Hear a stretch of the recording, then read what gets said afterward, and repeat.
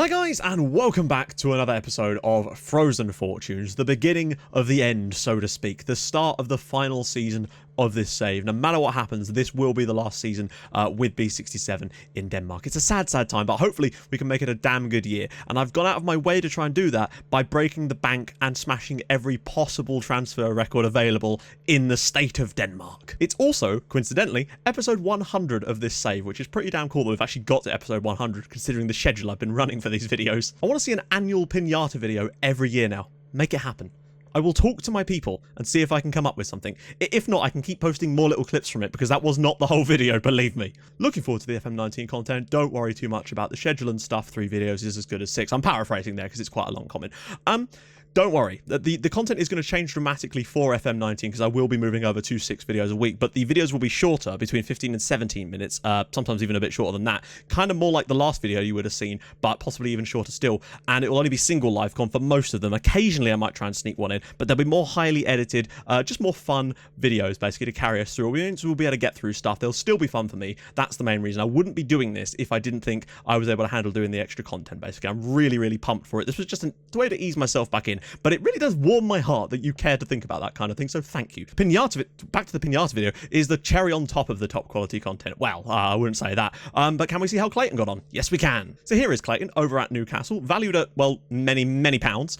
He's played 37 times for them and scored 1 goal. But when you look at his season last year for them, 35 appearances, 1 goal and 7 assists in the Premier League for Newcastle was actually not that bad. It depends on how they were kind of deploying him. But the assists he's got is pretty damn solid. So I think we lost out on a decent player there, but do not worry because yeah, just wait and see. First things first, taking care of a little bit of admin. Those of you that watch the analysis video will see that I tried to put a bid in for Mustafa Abdel Sattar again to bring him back to the club, and I had a deal agreed with Leverkusen for 44 million because I was hoping I could use my 50% of next selfie clause. Yeah, he wouldn't talk to us, so that one was dead in the water basically, and I've had to do a lot of wheeling and dealing to fill that spot. The board didn't actually give us any additional transfer funds this summer, which was a bit of a shame, but they did find time to pay themselves £7.5 million in dividends, so that's good, I guess, for them.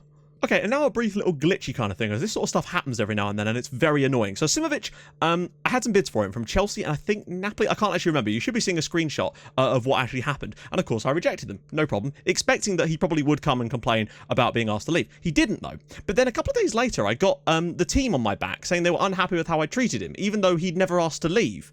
And then I got the news article about how's a row with me, and it's like, you didn't ask to leave. I simply turned down bids from the clubs, and he never said anything after that. It's like the news article giving me the chance to talk to him just never appeared, and as a result, it caused a problem between me and Dragan Simovic. Thankfully, it did get resolved, even though he did hand in a transfer request, which I did reject. It didn't upset the balance too much, thankfully, and he has now said that he's agreed to stay, but he was a bit pissed off at me for quite a while, and it's annoying when that happens because there's nothing I could do about it. You can see from the screenshot that there was never any news article about me, like, him being upset and wanting to leave. He wants to discuss personal matters or anything like that. It just went straight to them being upset with me. It's also weird that they're upset that I didn't want to sell one of our best players.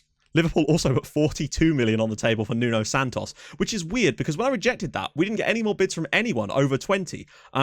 So I guess they were just chancing their arm, I suppose. Maybe I should have seen what I could negotiate them up to, but I needed these players. Right, what we're really here for is transfer goodies, and that's what we're going to quickly talk about now because there's been some big movers and shakers, but I'll show you who's gone out first before we get to the ins. The first of those is Mahmoud Al-Ash. You remember him? He was the sort of third choice right back. He's a really decent player, to be perfectly honest, but he was just never going to get in our team. He's been out on loan for the last 3 years, developing quite nicely in that time, and we got a bid of £12 million from AC Milan, and I thought, this is too good to be true.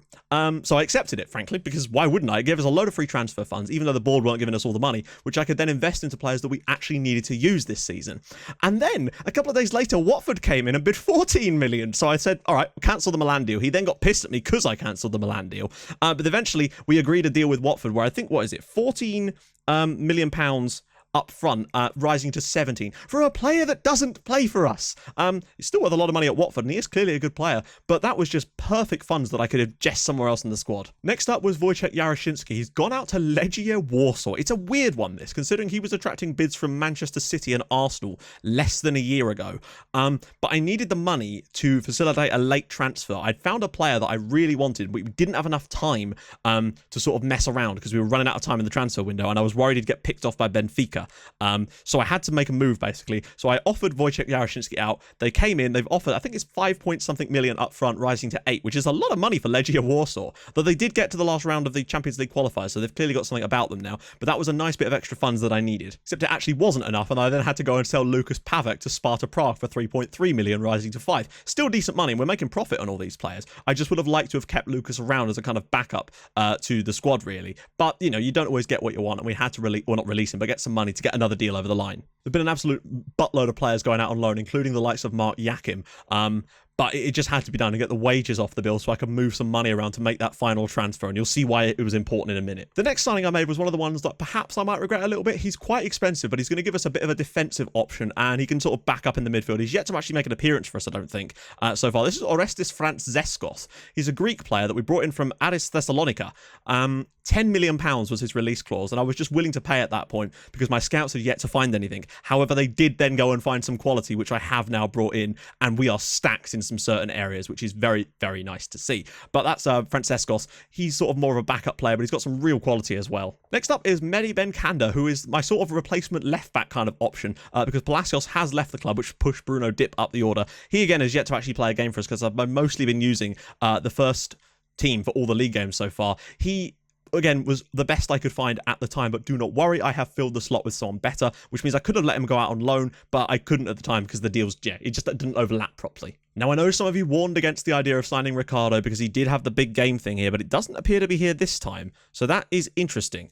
But I think he's a solid player. He's 1 goal for us so far in 7 appearances, playing in that box-to-box role, although he can play all over the place. I think he's a very, very solid addition to the midfield of this team, and I'm very, very happy to bring him in. £12 million, which smashed our transfer record, although I think actually we've broken it several times. This was the big one, though. £12 million he came in for. Big money as well, but we were just willing to spend whatever we needed to bolster the team this year, make sure no amount of injuries could really stop us. I also brought in this guy, Christian Tadic. He's a goalkeeper, and I wouldn't normally do this kind of thing, but he was free. We got him out of his contract. He only wanted 11k a week, and he's worth £10 million now that he's come in. He was playing for Velez, and he looks pretty solid. I was only going to go with Harma and Angel this year, but when I saw the opportunity to bring in someone like Christian Tadic, I couldn't really turn it down, frankly. I nearly got Jose Angel out, and I think he will leave in January for like £3 million or something like that, which would be quite nice to get some extra money, just in case we need to strengthen things. But another better goalkeeper, can't go wrong there. But this is the signing I am most proud of. I could not believe my eyes when my scouts... So I've changed my short-term focuses again,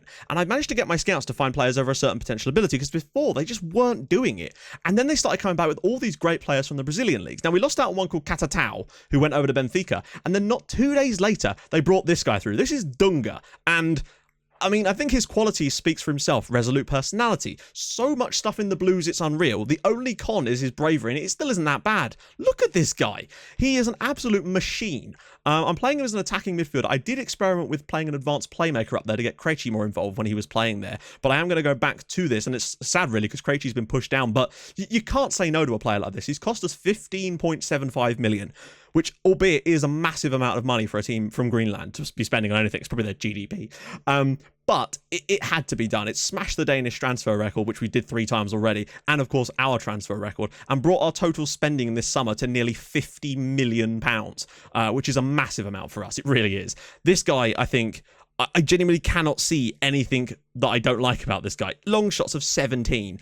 He's only played 3 games, but he's already scored a penalty as well for us so far. Good start to the season for him. And this is the other deal that I was desperate to get over the line. The one I had to sell loads of players in the final moments of the transfer window to get him. Moises Semedo, 23-year-old Brazilian, signed from Atletico... Is that Paranaense? I can't actually remember. Point is, he's very short, very Keradine Chowie-like, but he can play in that role. He's as good, if not better, than Bruno Dip, although Dip has actually started the season like a house on fire, so I've been unable to drop him, basically. I cannot believe how well Bruno Dip has started this year. A lot of Brazilians in the team, but because of all the homegrown players we've got, we've still managed to fit them all into both the squads for the league and the Champions League, so all is well, and I think we've done really well here. This one cost us a bit more than I would have liked. He cost us around about £9 million, but we needed a player in this position, and I think he's good enough to do it. Also, Rally was playing in the World Cup final for Holland. They were beaten by Spain in the end, but he did score the winner over Germany in the semi-final. So at 20 years old, he's been European Golden Boy, and he's scored in a World Cup semi-final and played in a World Cup final. He's setting up for one hell of a season, I feel. Right, you're probably wondering who we got in the Champions League, and we still have some games to talk about too, and I will breeze through those, do not worry. But yeah, Champions League time. So down at the bottom, as you can see, we got Schalke, Sporting, and Shakhtar. What I would say none of these teams are like Schalke are decent. They've done all right in recent years, but they're not like top tier, which is good. I think they're all beatable, but none of them are absolute whipping boys either. We've not really got like someone like a Linfield or a Zagreb or a Liège or a Kiev or Panathinaikos, the team that you would expect to win home and away. All of these games are going to be pretty damn tough. I feel like we'll be strong enough, particularly with the new players we've got, but it's certainly not going to be that easy. But I think it could help us get through anyway, because I think they're capable of taking points off of each other, and we might not need as many points to win the group. But today we are actually playing against Shakhtar, so that's going to be fun. Just going to quickly run through the scores from the league game so far and show you the league table. Very, very fast though, to save time. First up, at home to Lyngby, a goal for Svenningsson and 2 for Raleigh gave us a comfortable 3-0 win. Next up, away at newly promoted Kjellerup, another 3-0 win, this time 2 goals for Raleigh, 2 goals for Svenny and 1 goal for Raleigh, just dominating so far. Also, all of our home attendances close to 9,000, some of them over 9,000 now. Next up, another promoted side at home, this time a 5-0 thumping over Horsens. We always have the better of them. We've hit them for 6 twice, I think. Or was that Hobro? I actually can't remember. 5-0 on the night though, 2 for Svenningsson, 1 for Ricardo, 1 for Raleigh, and 1 for Bruno Dip of all people. Next up, a relatively poor performance away at Nordsjælland, but still got a 2-0 win. An own goal and a Jonas Svenningsson goal gave us the win. 4 games in, no goals conceded. Unfortunately, we did then balls that up in the next game when Trolls Tramberg scored for Randers, but 2 goals for Raleigh and this one gave us the win anyway. 5 wins out of 5. Next up was a tough one away at Silkeborg. We still got the win, a goal from Jonas Svenningsson, and a late Dunga penalty wrapped things up. Simovic got sent off for a SecondYellowCard in the 94th minute because he's a bellend and got himself suspended. Bit annoying, but another win, another clean sheet. Next up against Aalborg, back to quality again. Goals from Andre Cunha, Jonas Svenningsson, and Raleigh. They're just teaming up and doing a brilliant job so far. Another clean sheet. That's only 1 goal conceded in our first 7 league games. Unfortunately, we got our first defeat of the season in match day 8. We had to play a massively rotated side because we were resting players for today's game. They took the lead through Kent Ports. We equalised through Herseg, but they still managed to take the lead again through Ports. We were the better side on the night, frankly, and probably deserved the win, but our youngsters just could not quite get it over the line. Diego Maurizio started up front for us and did not do well, unfortunately. And just very quickly, that's how the league looks. We've got 7 wins out of 8, 21 points on the board. Sunayusk, newly promoted from the second tier, are already on 17 points, giving themselves a real chance at staying up. Rander's doing all right and Horsen's down there, but Nordsjælland having a poor start to the year again. Copenhagen not doing that well either. They'd be even further down if they hadn't have beaten us in their game. In fact, that was one of their only 2 wins so far this year. They really struggle at the start of the season. Not got the top scorer in the league at the moment, as Kurja have that option, but we've still got 2 players right up there. Bruno Dip, one of the top assisters in the league. He's already got 5 assists this year, which beats what he did last year already. It's crazy. He really has taken he must have taken on board what I said and has improved massively over the summer. So we might keep Moises Semedo out of the team for a little bit. Right, so for today's game, how are they going to likely set up? We've played a couple of teams that have done this against us so far this year, and we've actually thumped them. Horsens did this, we beat them 5-0, and Aalborg did this, and we hit them for 3, and they really weren't very good. So this might actually work out in our favour. I noticed they've got his name's not Ned Stark, is it? But I like calling him that. So we're going to go after, is that Giovanni? Is it Giovanni? Yeah, Giovanni Lo Celso. So they've got some solid players in this team.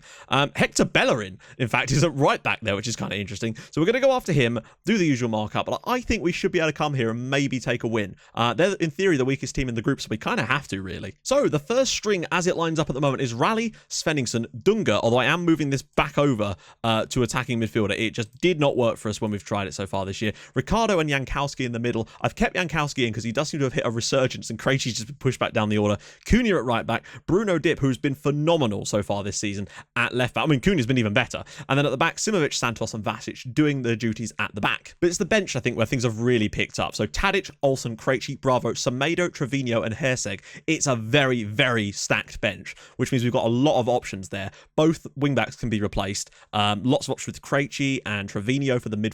Sorgård's sort of been pushed down the order a little bit. I could have loaned him out perhaps, but we're looking good here. And I think this new look team could definitely give us a bonus this year. I'm hoping. Also, in a kind of weird turn of events, Svenningsson is actually the favourite by the bookies to win Golden Boot in the Champions League this year. I mean, he did win it last year, but he was nowhere to be seen the last 2 years on that rating. But he's got 11 goals in each of his last 2 seasons in the Champions League. This year, if we go further, we're going to need him to get at least 11, if not more. Hopefully, the Raleigh and Svenny partnership can pull up some trees for us this year, with Dunga behind, who knows. Weirdly, the game considers us to be underdogs, and I don't know why. I've just noticed they have a player on the bench called Arsen Popov. I mean, you can't make this up, can you? Nicholas Jonvier. Didn't I have him? I did. Didn't Nicholas Jonvier play for me on my Paris FC save? Someone tell me if that's correct. Is this the same guy? Because that's really awesome if it is, if that is actually genuinely the same guy that I signed for Paris FC. A quick question of the day for today so we can get into the games. Will the highlight packages be returning for FM19? No, they won't. It takes up too much time in the videos, and I don't think it adds that much, and it means I can concentrate on more interesting things, I think, than taking up too much time going through the games a bit quicker this time. I think it will help with the videos overall, make them more interesting on the whole. I've got some other ideas that I might try out some stuff, but not the highlight packages from before. They just took too long to make. That was most of where the stresses came from. So yeah, if you have any ideas for a proper question of the day, drop those in the comments too with the hashtag QOTD, and don't worry, the whole comment section highlighting thing will be carrying over into FM19. Do not worry. It's been quite a success so far. It's been fun to do this. Svenningsson into the channel. Can he find a good cross for Rally? Ball in. Rally's header. Oh, God. He's so close. So many chances. So many times Rally's headers have hit the bar or just been tipped by the goalkeeper. Cooney with the throw-in. 16 minutes gone. We've had the best of it so far, but Dip. Oh, what a save again. Can he pull it back? Not quite. We're looking like the better side so far, which is what I want to see from this game, basically, but we need to score when we're on top. Rally. Ball in. Goes all the way for Cunha. Dunga. Oh, what a strike. Dunga on his Champions League debut scores the goal that sends us in front here. Schalke are beating Sporting as well. What a strike that was. The opening minutes of the game were a little bit cagey with very little happening, but great ball in from Rally. Well, sort of. Cunha just lays it off for Dunga, takes a touch and drills it. What a strike. He's doing things that Peter Sorgol could only dream about. Someone said that we needed a player that would chip in with sort of Sani Akinola kind of numbers, and I believe that he is that player. I think he could vastly exceed that, and Christensen just did not have the season worth talking about last year, unfortunately, even in a really good winning side. I do just want to hang on to this win, though. Just the win is important. Winning away from home, particularly, to give us a good start. Oh, great ball in for Rally. Oh, he has to do better than that. Celso, Kovalenko, easily won back by Ricardo, who's an absolute workhorse in the midfield. Cunha, Svenningsson making the run again. He's got players joining him in the box. One of them is Rally. Can he find the cross this time? No. Goes back for Cunha. Can he find the cross? Dunga! Oh, he's getting in there. That's what I want to see. Dunga takes it short this time. Cunha. Ricardo on the edge. Can he? Oh, hits the post with it. My God. So cool to see Hector Bellerin playing for Shakhtar. Janvier. And easily cut out again. And, oh, no. And Dunga will pick this up, though. He just looks so much more dynamic in that position. He's getting all over the shop. Jankowski. Cunha needs to make a run. Dunga. Oh, okay. This is the thing with Dip playing as well as he has this year. We actually have another option, and Svenningsson! It's 2-0. Bruno Dip with the assist. Some of the passes he's playing to Jonas Svenningsson are crucial, and he's done that a few times. Do you see the way he's angled that ball? It's a very different type of cross, but I've noticed that Dip has picked a few of these out this year, where he does these first time ones where it's a low-driven one, and Svenningsson is getting on the end of them time and time again. Rally gets the high balls, and he gets the low balls, and it seems to be working very, very well. Dip is having a great season so far. Don't concede immediately, though, if you could, guys. 2-0 up away at Shakhtar. Perfect start to the game. Lo Celso. 1. Here we go. Breakaway chance. Rally. Could look long. Jankowski with Svenningsson into the channel again. This is what we were missing from the latter stages of the Champions League. Those channel runs from Svenningsson. Dip again. Back post. And Jankowski now brings it down. He's got Cunha on the overlap. Goes for it himself and it's deflected wide. Moreira looking long. Dip might be able to win that, and he does. Brilliant. Just knocks it down. Keep that ball moving nicely. This is what I like to see. Out wide for Dip. He just looks so much better than last season. Rally. Maybe I just didn't give him a chance. Svenningsson and Dunga. Cunha. Oh, around the post. Dunga should have taken that on, I think. Well, couldn't really have asked for a better performance in that first half. Tons of chances created. A third goal would be nice just to kill things off. But this is really what I wanted from the away game. Do want to see a bit more out of Rally in this second half. He's not had the best game so far. He does seem to fade out of games occasionally. We need to get that out of his game. Rally. I'd like to see him just nick a goal or something just to build his confidence back. Dunga's free kick. Oh, and it's in. A direct free kick from Dunga, and I mean, this is something we don't have in our team normally. Our set-piece delivery has been vastly improved. Our free kick taking, he's actually hitting these on target. Look at this from Dunga. Second goal of the night for him. What a debut in the Champions League this is. Our corner delivery, everything is so much better with him in the team. Weirdly, their wingbacks aren't moving forward fast enough to really make much of an impact there. Svenningsson into the channel. He's got to find Rally here. This is his moment. Rally over the bar. He's having a really poor day today. Such a shame. Out wide for Simovic. Got a few bookings tonight. Dip, still really pleased with his work. Rally into the channel. He's been booked. Can he find Svenny? He should be able to. Ball in. Oh, Svenningsson puts it wide. Looked like a run-up he took to that throw-in. Lo Celso. Can we win it off them and get another breakaway going? Here we go. Rally. Svenningsson into the channel. He looked a bit offside, but he isn't apparently. Dunga's bombing into the box. Can he find him? Dunga! It's a hat-trick for Dunga. This is something that just was not present in us in the last few seasons. These kind of counter-attacks were great, but there was never that extra push from someone like Victor Christensen to actually get on the end of this. Dunga is absolutely busting to get in there. He's running faster than anyone else. Times his run to perfection to make it in behind. It deflects, to be fair, but it is now a hat-trick for Dunga on his Champions League debut. 4-0. Wow. We'll all be speaking dungarees after this, and not the clothing item. Into Svenningsson. Dunga's making a run himself. Rallies through again. Can he shoot? Oh, dear. Right, okay, I'm sorry, mate. I'm going to yank Rally right about now because he's having a woeful time. And we're going to go with Herzeg, and we're also going to get Semedo in for dip. And Cunha off for Olsen. Freshen up both of the wing-back positions and get another strike on to really push for the rest of this game. See if we can't find ourselves another couple of goals. What else could Dunga come up with, frankly? And Sporting have equalised against Schalke. That's even more what I want to see. Those two taking points off of each other is going to make our life much, much easier in getting through this group. Oh, and Schalke are straight back in front. Olsen and Semedo have both been booked since they've come onto the pitch. Just as well I did take Cunha off, frankly, otherwise we might have lost him. And it looks like it is going to be a 4-0 thumping here in Ukraine. I mean, I couldn't have asked for a better performance from the lads tonight, particularly Dunga. 2 goals from open play and a direct free kick in this game. What a performance to start off his career with us. That's 4 goals already this season for him. He is a cut above. That's 4 more than Victor Christensen got in the entirety of last season, and Dunga has played like 4 games. Incredible stuff. I think this could be the key little cog, just improving in all these positions, that is going to make us a proper contender this year. So, starting off the Champions League in emphatic style with a 4-0 thumping win away at Shakhtar Donetsk. Next episode, though, is key. Home to Schalke, away at Sporting. Those are the real tough games in this group, and we need to make sure that we go out there and get those victories. In between, we've got games against Midtjylland, Roskilde in the Cup, and HB Kurga as well. So we've got to make sure we get some wins there too, just to boost the league results a little bit, so that we don't get too complacent in there as well. So if you have enjoyed this episode and are looking forward to the brand new season, and I really hope you are, and hope the signings are good enough, and I really do think we can have a chance this year with some of these signings, particularly Dunga. It's like having another striker at times, but also such a good creative player. Drop a like on the video if you're looking forward to the new season, and if you're new to the channel, hit that subscribe button. FM19 is going to be awesome with Stockport. Starting things off anyway, not on the beta. The beta will be something else. And yeah, I'll see you guys soon. Thank you so much for watching. Bye-bye.